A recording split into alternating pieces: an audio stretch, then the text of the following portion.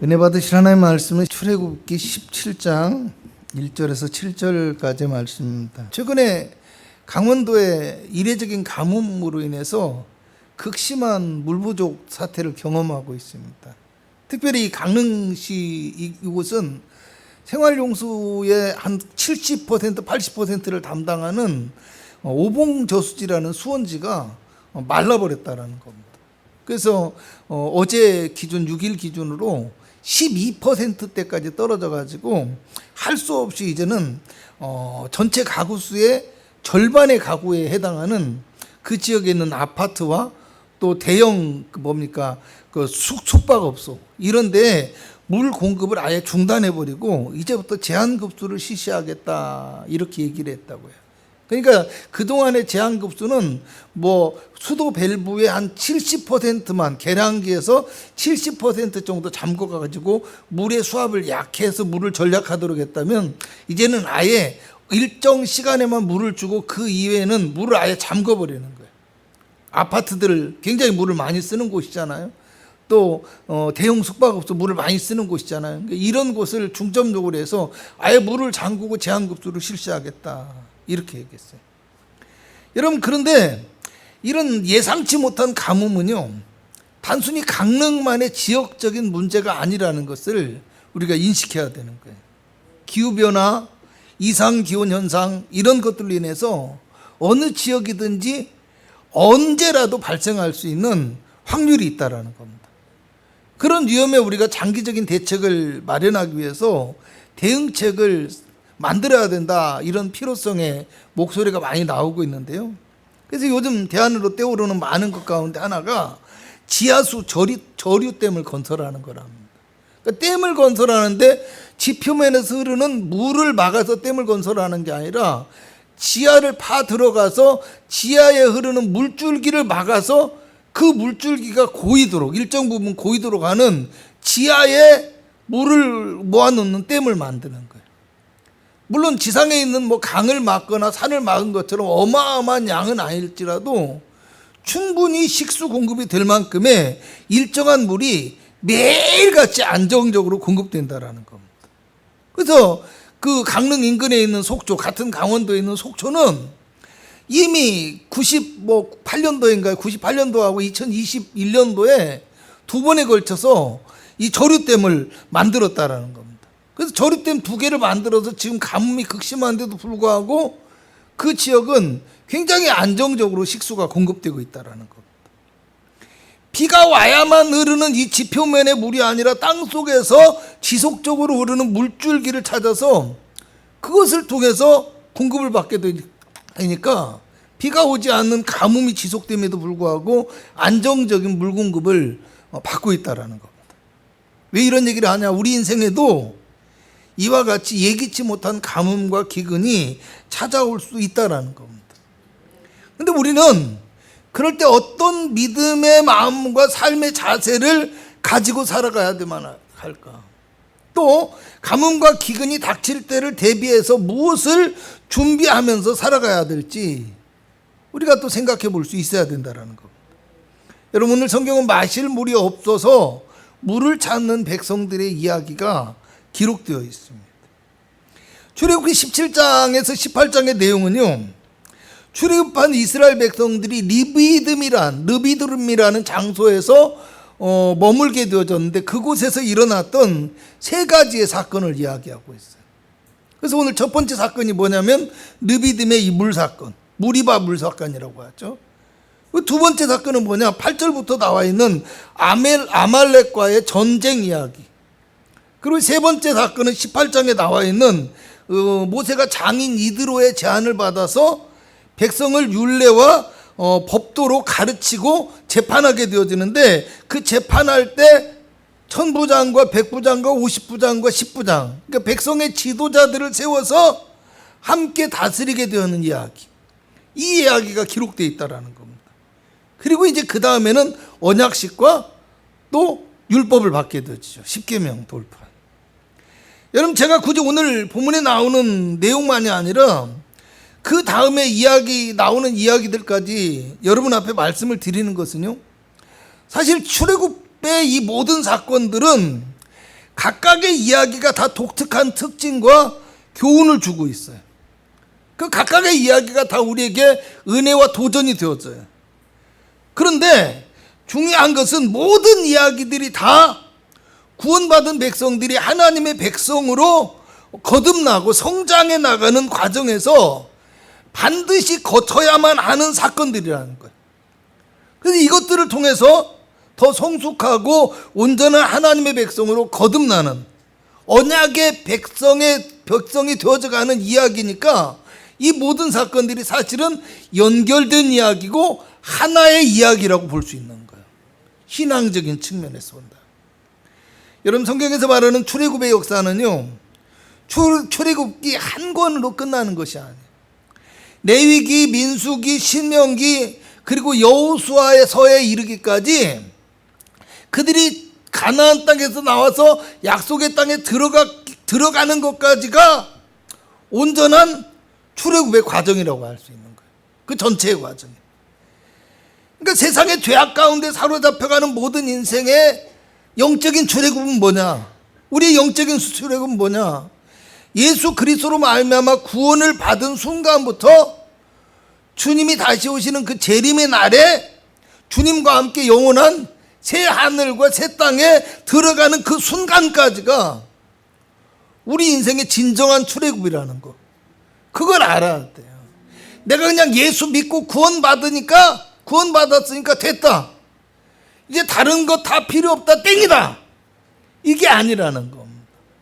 이스라엘 백성들의 광야의 생활과 같이 오늘 이런 사건들이 우리에게 계속해서 있게 되어질 것이고, 우리가 그 사건들 속에서 하나님의 백성으로서의 삶을 살아감으로 인해서 하나님과 동행하고 예수 그리스도를 따라 살아가는 그 삶을 통해서 완전한 출애굽을 이루어야 한다라는 겁니다. 여러분, 그러므로 오늘 우리도 이스라엘 백성들의 출애굽의 역사 가운데서 경험했던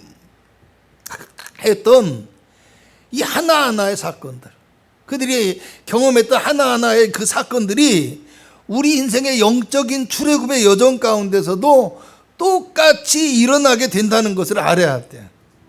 그리고 이런 일들을 우리가 교훈으로 삼고 믿음의 양식이 될 수 있어야 된다는 거. 이거 우리가 늘 생각하면서 성경을 읽을 수 있어야 된다는 거. 여러분, 그래서 사도 바울은 고린도전서 10장에서 출애굽의 사건들을 기록하면서 이렇게 얘기를 해요. 그들에게 일어난 이러한 일은 본보기가 되고 또한 말세를 만난 우리를 깨우치기 위하여 기록되었느니라. 할렐루야.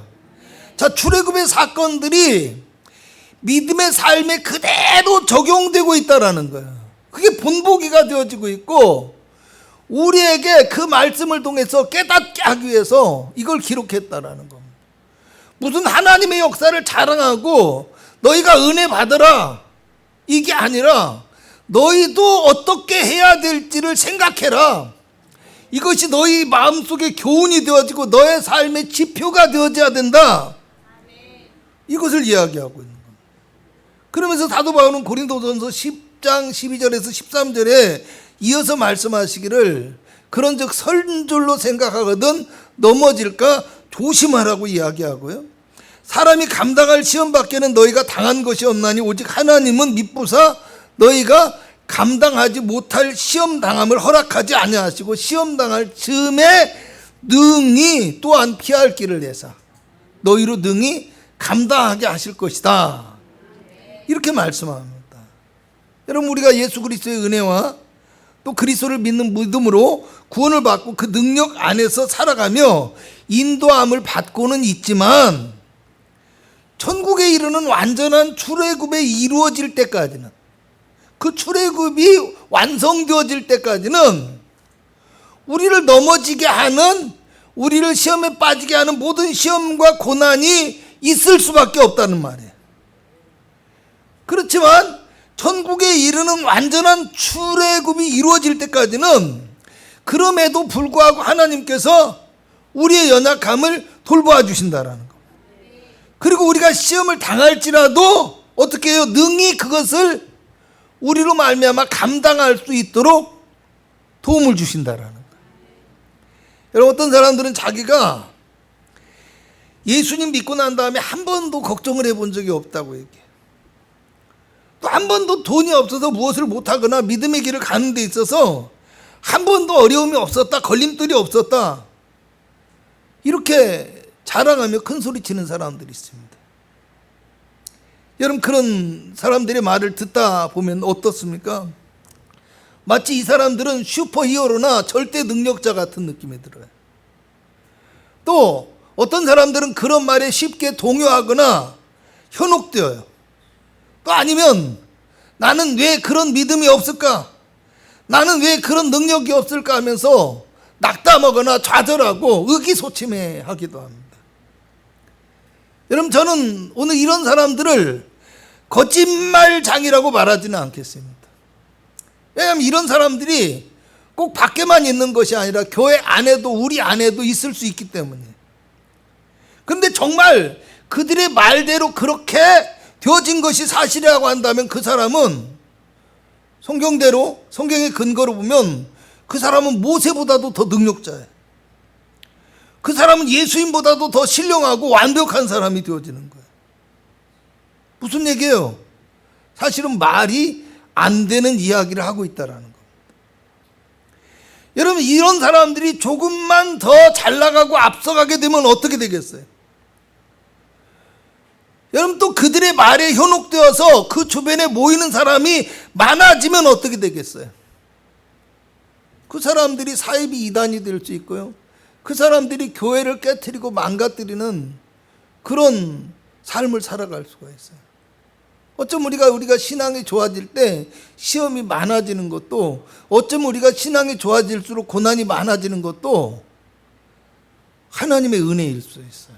아멘. 왜? 내가 잘나고 내가 똑똑한 줄 알면 어느 사이에 하나님보다 내가 앞서기 때문이요.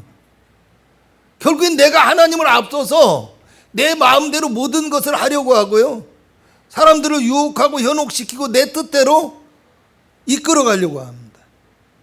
여러분, 그런데 어떨까요? 이런 사람들, 영생불사인 것처럼 사람들을 현혹하고 유혹하던 대표적인 이단의 우두머리들 어떤가요?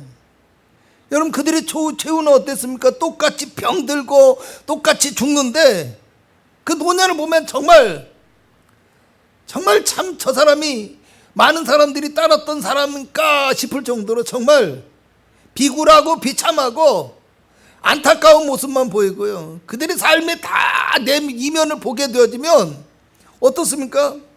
똑같이 돈과 욕망의 노예가 되어져 살아가는 거예요. 그러니까 이단들의 이면 속에 그 내용들을 보면은요, 온갖 범죄, 온갖 가정 파괴, 온갖 사람에 대한 어떤 착취, 이런 것들이 가득한 거예요. 여러분, 아무리 우리가 능력이 많아도요, 아무리 우리가 좋은 믿음을 가져도 인간은 그저 하나님의 피조물일 뿐입니다.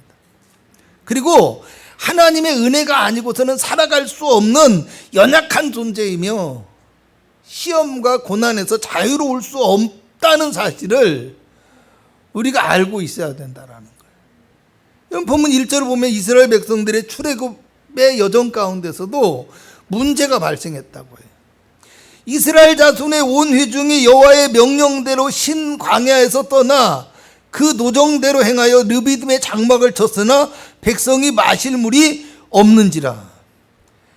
자, 하나님이 명령하신 그대로, 또 그 노정대로 가야 할 길을 그대로 따라서 갔고 가고자 했던 그 장소에 그대로 이르렀다라는 겁니다. 그런데 마실 물이 없어서 문제가 되어지고 있는 거예요. 여기서 이게 어떻게 더 큰 문제인지는 다음 시간에 또 할 거예요. 그러니까 다음 시간에 빠지지 말고, 할렐루야, 다음 시간에 좋은 컨디션으로 오셔서 말씀 잘 들으시기 바랍니다. 할렐루야. 여러분, 하나님이 인도하셨는데 문제가 생겼다라는 겁니다.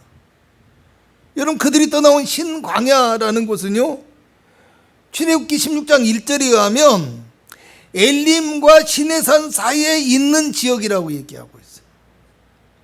그러니까 그들이 하나님의 백성들이 신광야를 떠나서 르비딤에 이르렀다. 이 말은 무슨 뜻이냐면 그들이 하나님과 언약식을 하고 십계명의 돌판을 받고 성막을 만드는 동안에 머무르게 될 신의 광야, 그리고 그 신의 산에 아주 가까이 다가와 있었다라는 거예요.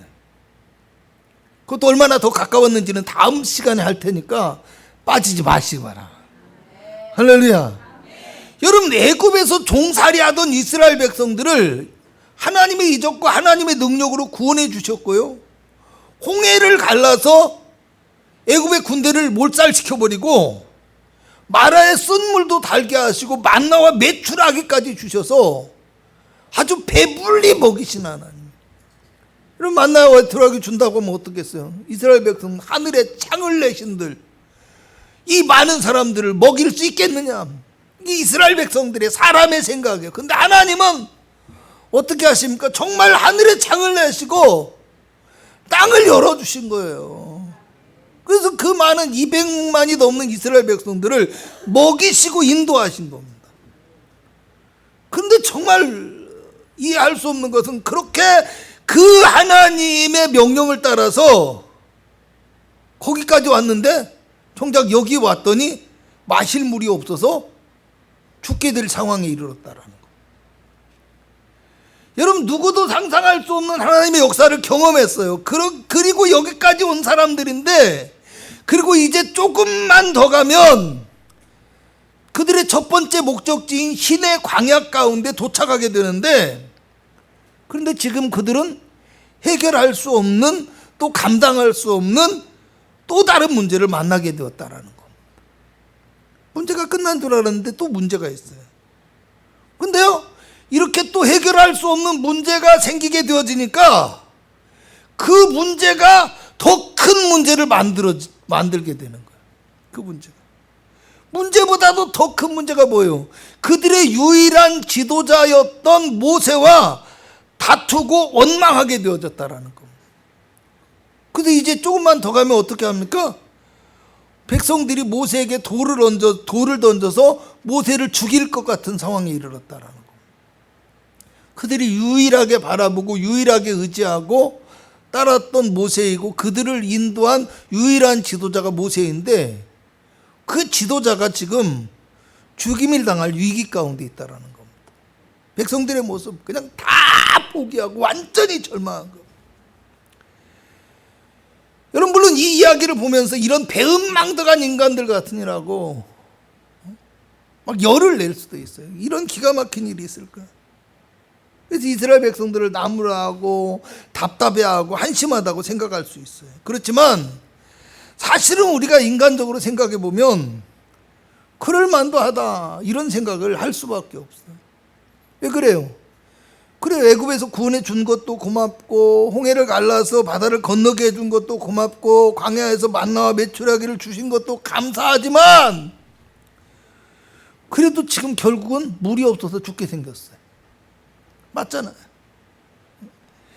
그동안의 모든 것들이 다 헛된 것이 되고 물거품이 되었고, 정작 살기 위해서 여기까지 왔는데 죽으면 아무 소용이 없잖아요. 그러니까 원망하고 불평하고 화를 낼 만도 한 상황은 맞다라는 겁니다. 그래서 모세를 원망하면서 뭐라고 합니까? 당신이 어찌하여 우리를 애굽에서 인도하여 내어서 우리와 우리 자녀와 우리 가축이 목말라 죽게 하느냐고 말합니다. 여러분, 사람들은 문제가 발생하면요, 왜 문제가 발생했는지 그 문제의 원인을 찾고 해결의 방법을 생각해야 되는데, 그것보다도 먼저 무엇을 먼저 합니까? 책임을 전가하고 화풀이할 대상을 먼저 찾으려고 합니다. 문제의 원인을 다른 사람과 외부의 환경에서만 찾으려고 한다라는 겁니다. 여러분, 믿음의 사람들도 마찬가지예요. 성숙한 그리스도인들은 문제의 원인을 자신에게서 먼저 찾습니다. 그리고 서로 그 문제의 원인이 외부적인 요인에 있는 것일지라도 결국은 그 문제를 해결하고 나아가야 될 사람은 자기 자신이라는 것을 인식한다라는 겁니다. 그래서 그 무엇보다도 문제를 해결할 수 있는 분은 누구세요? 하나님이시잖아요.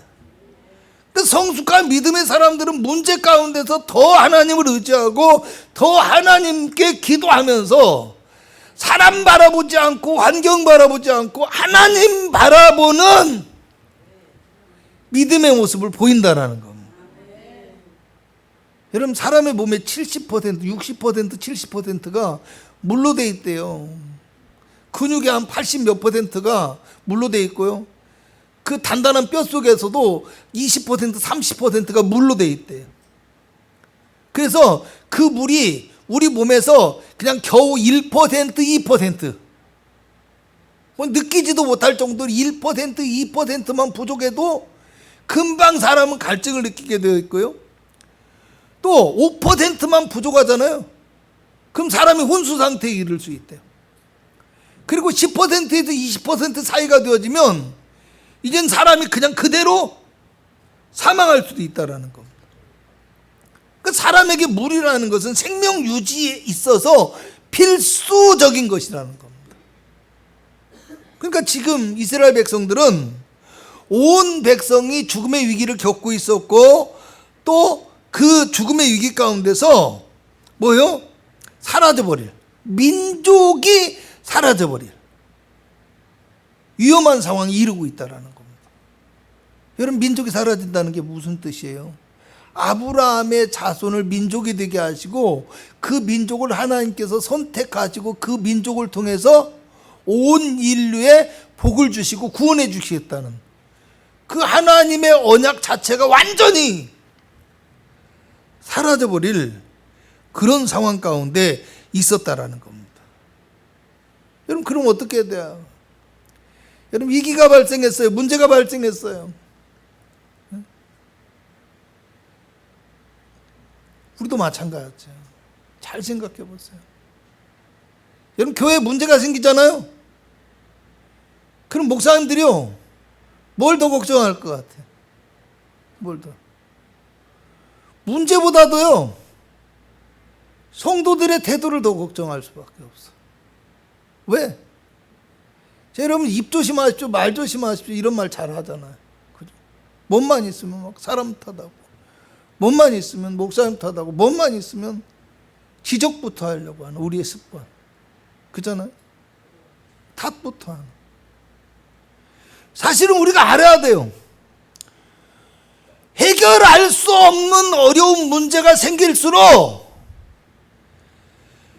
정상적인 공동체는 더 하나가 되어져서 그 문제를 해결할 수 있는 답을 찾기 위해서 그리고 그 위기에서 벗어나기 위한 노력을 함께 기울이는 그런 공동체가 진정한 공동체라는 겁니다. 가정도 마찬가지겠죠. 그죠? 그래서 어떻게든지 그 상황을 이겨나갈 수 있는 그런 마음이 필요하고 신앙이 필요한데, 지금 이스라엘 백성들의 모습은 서로 다투고 서로 원망하면서 화만 내고 있는 정말 성숙하지 못한 신앙의 모습, 성장하지 못한 공동체의 모습을 보여주고 있다는 거예요. 여러분, 출애굽한 이스라엘 백성들은 출애굽과 광야의 길을 통해서 하나님의 놀라운 역사와 그 놀라운 능력을 경험한 사람들입니다. 그런데 하나님의 능력과 역사는 경험했지만 그들은 그 하나님의 역사를 누릴 줄만 알았다라는 거예요. 뭐 할 줄만 알았다? 가만히 앉아서 모세가 해주는 대로 가만히 앉아서 하나님이 주시는 대로 누릴 줄만 알았어요. 그래서 주십시오 하면 주고, 원망하면 주고, 불평하면 주고, 왜 그랬어 하면 주고, 안 간다 하면 표적 보여주고. 그렇게 하나님의 역사를 누리고 경험할 줄만 알았지, 그 하나님의 역사를 경험하면서도 하나님의 역사를 이루어갈 수 있는 믿음은 전혀 성장하지 못한 어린아이 같은 모습의 신앙과 삶의 형태를 가지고 있었다라는 겁니다. 그래서 그들의 부르짖음은 어땠어요? 목이 말라 죽겠다. 목이 마르니까 물 줘라, 물 줘라. 왜 우리를 여기까지 데리고 와서 목말라 죽게 하느냐, 이러면서 원망하고 불평하고 육신의 것만을 구하고 있는 욕망의 부르짖음만 가지고 있었다라는 겁니다.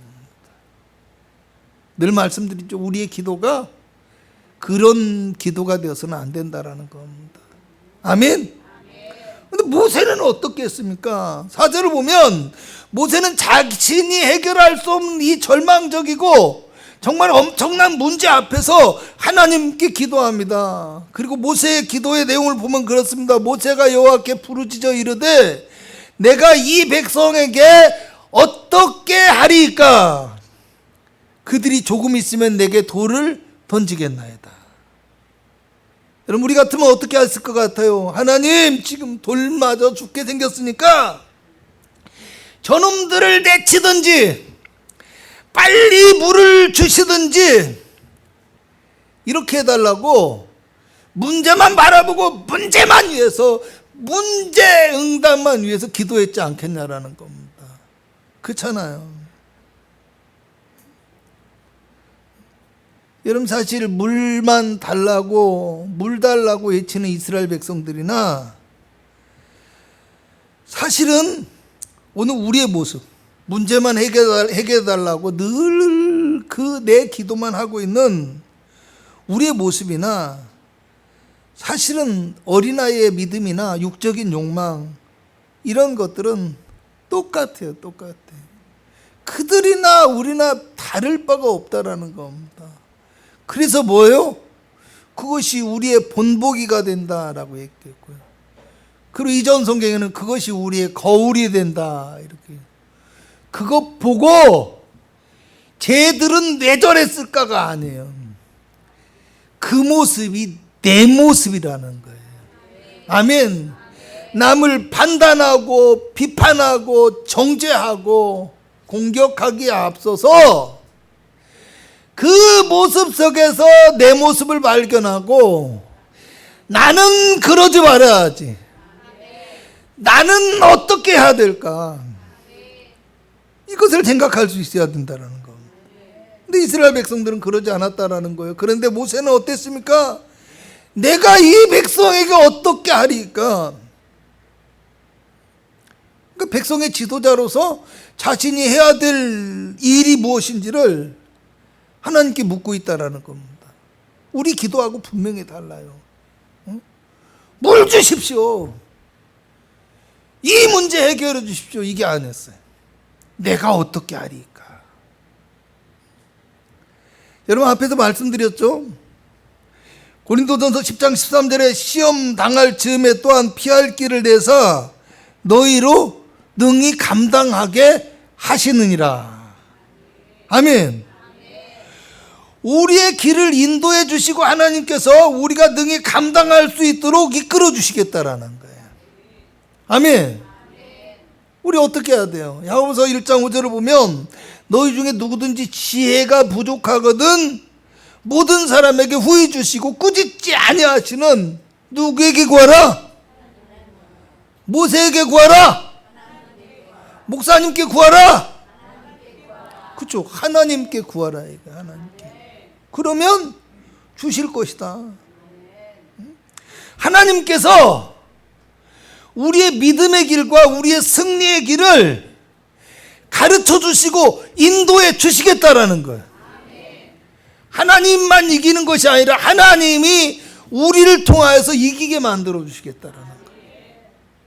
그리고 그렇게 하나님께 구하는 모세에게 하나님께서는 나일강을 치던 그 지팡이를 가지고 가서 반석을 치면 그 반석에서 물이 나와서 백성이 마실 것이라고 이야기하죠. 여러분, 고린도전서 10장 1절에서 4절을 보면 이것에 대해서 우리 조상들이 다 구름 아래에 있고 바다 가운데로 지나며 모세에게 속하여 다 구름과 바다에서 세례를 받고 다 같은 신령한 음식을 먹으며 다 같은 신령한 음료를 마셨으니 이는 그들을 따르는 신령한 반석으로부터 마셨음에 그 반석은 곧 그리스도라. 아멘. 왜 신령한 음료예요? 하나님이 주셨으니까 신령한 음료죠. 왜 신령한 음료예요? 하나님의 방법으로 해결해 주셨으니까 그것이 신령한 음식인 거죠. 여러분, 그 반석이 곧 그리스도라. 우리 인생은 해답은 오직 그리스도뿐이에요. 요한복음 4장 13절에서 14절을 보면 예수님께서 이 물을 마시는 자마다 다시 목마르거니와 내가 주는 물을 마시는 자는 영원히 목마르지 아니하리니 내가 주는 물은 그 속에서 영생하도록 솟아나는 무엇이 되리라? 샘물이 되리라. 할렐루야. 그 속에서는 네 속에서가 될 수도 있지만 네 속에서가 아니에요. 사실은 뭐요? 예수님 안에서 솟아나오는, 아멘. 또 예수님이 내 안에 거하심으로 말미암아 그 예수님으로부터 주어지는 생명의 생수를 이야기하고 우리의 삶을 인도하시고 도와주시는 성령을 가리켜서 말씀하신 것이라고 성경이 이야기하고 있는 거예요. 여러분, 마실 물이 없어서 목이 마른 이스라엘 백성들이 바라보고 구해야 할 것은 물이 아니었어요. 하나님의 뜻과 하나님의 도움을 구할 수 있어야 된다라는 거예요. 모세가 하나님의 뜻을 구하고 순종함으로 반석에서 물을 얻었던 것처럼 오늘 세상의 삶에 지치고 갈급한 우리도요, 생명의 반석이 되시며 영원한 샘물을 주시는 예수 그리스도 앞에 나아올 수 있어야 한다는 걸 믿으시기 바랍니다.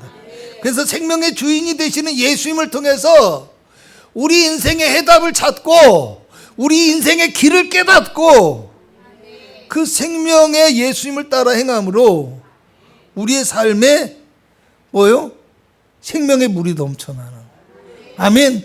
우리의 삶의 갈급함이 해결되어지고 기쁨이 임하고 은혜가 임하고 감사가 임하는 진정한 평화, 진정한 하나님의 나라가 우리에게 임하는 귀한 역사를 경험할 수 있기를 주님의 이름으로 부탁을 드리겠습니다. 기도합니다. 하나님, 문제가 없는 인생이 어디가 있겠습니까? 하나님, 우리 연약한 인생은 그저 문제투성이일 뿐이고 문제 가운데서 허덕이며 어찌할 줄 모르는 부족하고 무능한 모습의 사람들일 뿐입니다. 하지만 하나님, 오늘 우리가 그 문제를 통해서 하나님을 바라보는 신앙을 배우게 하셨사오니 하나님, 우리가 어떤 문제 가운데서도 절망하거나 좌절하거나 낙심하지 않고 하나님의 뜻을 구하며 그 말씀 따라갈 수 있는 성숙한 믿음의 사람으로 거듭나게 하여 주시옵소서. 그래서 우리의 문제를 통해서 우리가 더욱 믿음이 새로워지고 문제를 통해서 오히려 축복의 사람으로 변화되어질 수 있는 참된 그리스도인이 될 수 있도록 주님, 우리를 성령으로 충만하게 하여 주옵시고 생명의 말씀으로 살찌워 주옵시며 거룩한 손길로 붙들어 주시는 은혜가 있게 하여 주시옵소서. 오늘 가지고 나온 모든 문제와 어려움과 기도의 제목을 들어 응답하여 주시길 원하옵니다. 예수님의 이름으로 기도합니다. 아멘.